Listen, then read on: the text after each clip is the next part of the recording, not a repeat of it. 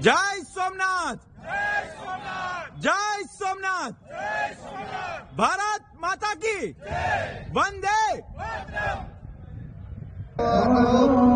સોમનાથ મહાદેવ કી જય.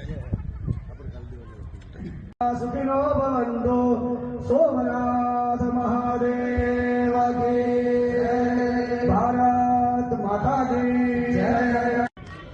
કોઈને પણ માટે, કોઈ પણ વ્યક્તિ મનુષ્યને માટે સ્વતંત્રતા એ સૌથી ઉચ્ચતમ ધ્યેય છે. સાચી સ્વતંત્રતા જેને કહેવાય એ આપણને 26મી જાન્યુઆરીએ મળી છે.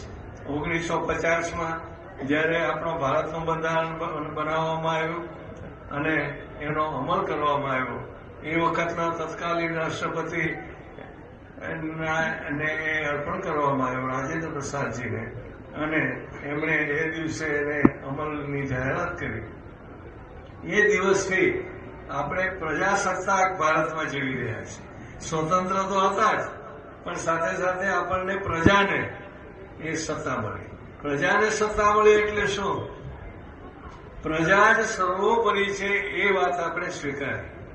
પ્રજાના મતથી જ શાસન ચાલે એ વાતને આપણે સ્વીકારી.